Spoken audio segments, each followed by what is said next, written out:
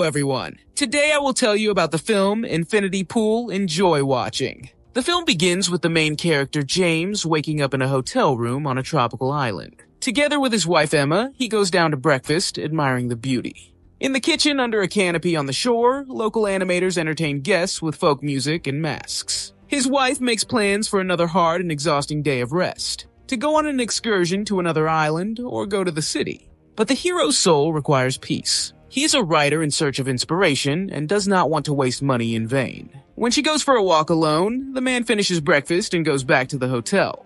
Near the beach, he sees a disgruntled local riding a quad bike on the things of vacationers until the security guards scare him away. A young girl, Gabby, talks to the hero, who says that the poor residents are not delighted with rich tourists, and the hotels are surrounded by guarded fences with barbed wire. Gabby turns out to be a big fan of James's writing talent. She even read his only book. Together with her husband Alban, the girl invites the hero to dinner. In the evening, she and her wife talk with new friends, finding out that Gabby is an actress, Alban is a former architect, and James Alphonse lives off his wife's family wealth. New acquaintances invite the heroes to go to a wild beach outside the protected area of the hotel the next day. Em does not like the idea of breaking the ban on going out, especially since her husband has a fan, but she agrees. Having rented a convertible, the tourists go along the coast.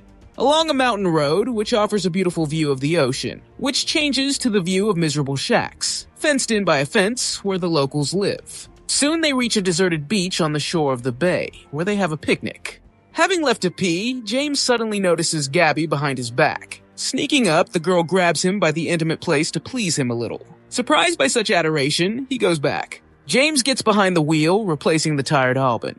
The tourists are asleep while the hero drives along the night highway. Suddenly, the headlights begin to blink. James is distracted by the dashboard and hits a man crossing the road. The awakened passengers do not know what to do. Em wants to call the police, but Gabby suggests dumping. The local prisons are too harsh. As a result, they leave and, having hidden the car on the approach, walk to the gate to the hotel. Armed guards let them in only after seeing the keys to the room cards. In the morning, James will knock on the door. Opening it, he sees police officers who ask him to come with them. The couple is brought to the police station where they are separated for questioning.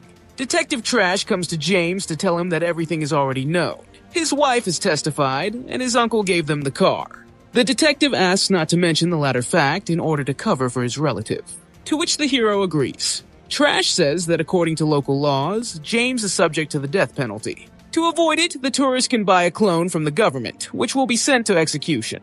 There is an ATM for such cases in the lobby of the station. Having withdrawn cash, the writer buys himself a life. In a special room, they undress him, measure his dimensions, and put a special expander in his mouth. Then James is taken to a room full of bubbling liquid. He comes to an award. His wife is sitting next to him. The cloning went well, and the authorities are ready to complete the process. The couple is taken to a special room where the double is maturing. He suddenly opens his eyes, startling James. Then, as is required by law, they watch with the family of the deceased as the eldest son, a teenager, comes to the tied-up clone with a knife. The clone begs for mercy, but the boy, in accordance with tradition, stabs him in the stomach. Blood flows from the wound onto the floor, and the child stabs him again and again, committing a legal execution. Watching the clone die, a satisfied smile appears on James's face. Finally, the detective hands over the clone's ashes in an urn as a souvenir. Returning to the hotel, Emma quickly packs her things to leave the country as soon as possible. But James cannot find his passport. They are forced to stay for some time, although the husband offers his wife to fly away without him.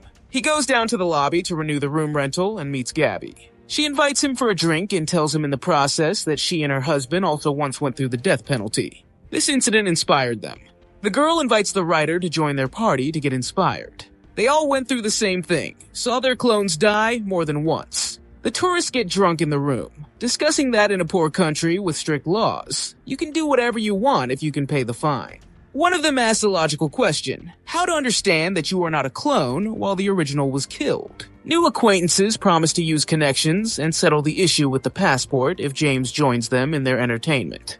They plan to break into the house of the hotel owner, who makes money off them. Having first robbed the souvenir shop, the tourists get hold of disgusting masks and then go to the house. Having broken inside, they capture the housekeeper, the owner, and his mistress. While the others are smashing the house in search of a medal for developing the island's economy, James and Gabby are guarding the tied-up prisoners. The girl takes out a gun and offers the hero to kill the owner, but he hesitates. Then she points the barrel at the prisoner's head, but she is distracted by her husband's visit. Suddenly a guard appears. He opens fire and wounds Albin in the leg. Gabby shoots back. The guard and his lover die in the shootout. The tourists drag their wounded comrade back to the hotel, scaring Emma with their appearance. The next morning, all those involved are sitting in prison, waiting for the detective. Trash appears with his assistants and says that his country is not a playground for spoiled children. The patience of the authorities has run out. The prisoners are forcibly dragged to the execution room, where they are fixed on the chopping blocks. Requests to negotiate are strenuously ignored. A frightened James breaks free and, grabbing a knife, resists before the guards manage to twist his arms and cut his throat. The others are executed in the same way, to the applause of the originals sitting in the spectator seats. The executed turned out to be doubles. Returning from the second urn to the room, the hero sees his wife. She has packed her things and is ready to leave, leaving her husband. When the other half has left, James is sitting on the beach in a mask, admiring the sunset and smoking a cigar. Here Gabby finds him. Taking advantage of the man's vulnerability, she kisses him. They retire to the room. Tempted by relaxation, the girl offers the hero to try a local natural drug. After the first dose, the matter naturally develops into intimacy and bright neon colors in the head. In the process, James sees the rest of the participants of yesterday's invasion. With them, the event turns into a real orgy. At breakfast, the hero, who is still not recovered, drinks heavily in the company of others, bullies other visitors. While whiling away a boring day, he learns that his passport is kept by Detective Trash. In order to punish the policeman, the tourists plan to kidnap him. 4 of them go on the job. Leaving the drunk hero on guard with a gun in his hands, the others go to steal the offender. Left alone, James sees a police van that almost runs him over. Then the tourists appear, led by Albin. They bought the detective from the cops, who are being transported on a gurney. Having brought the officer to the apartment, and without removing the bag from his head to intimidate. Intoxicated, James beats up his tied-up opponent, after which he valiantly urinates on the beaten prisoner. When he joyfully rejoices, Gabby, with a sly smile, bends over the lying man and pulls the bag off his head. Under it is James's broken face. They ordered another copy of it, and now they are happily laughing, filming the hero's reaction on their phone. Sobered up, James runs off to his room. However, the new friends are already standing under the windows in masks and singing songs, while Gabby knocks on the door. With trembling hands, he takes out a passport hidden from under the sink. And so in the morning, he gets on a bus to the airport. Shaking along the road, James hears the horn honking. A convertible with former friends in crime pulled up alongside the bus. Gabby waves at him before taking out a gun and opening fire. 2 cars block the bus, and the girl calls him to get out. But James does not listen, and then she threatens the driver and passengers with a gun, forcing the hero to obey. The tourists lead him back, forcing him to walk along the highway while they slowly drive behind. In the process, Gabby mocks him, calling him a loser, a talentless writer, and other useful words for self-esteem. The girl says that they just chose him as a target for entertainment, to break him and see how low he would fall from permissiveness. They were even lucky that he hit a man. Then Gabby admits that she has never read his only book, something he could be a little proud of in his life. But while reading, Gabby gets distracted, drops a bottle of wine, which allows James to close the distance and start a fight, knocking out the gun in the process. While the men come to the girl's aid to friendly laughter, James rushes into the bushes along the road. Grabbing the gun, Gabby cheerfully shoots after him. 1 bullet catches up with the fugitive, hitting his leg. In the twilight, he reaches a lonely farm somewhere in the middle of the island and falls unconscious from blood loss. He comes to his senses inside, lying on a bed. It turns out to be the farm of the pedestrian he hit. His son, who has already killed James's clone once, approaches the real culprit of the tragedy with a satisfied smile and, bending over, begins to strangle him. James begins to hallucinate, from which he comes to his senses. The boy was just a ghost. The limping hero goes outside.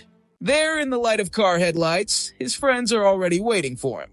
Albin, also lame from a bullet, calls him over, smiling amiably. Gabby says that he has one last test ahead and tells him to bring a dog. By it is meant James's clone on a leash. They are to fight each other to the death. One of the rich men hands the hero a knife, then steps back to watch the battle.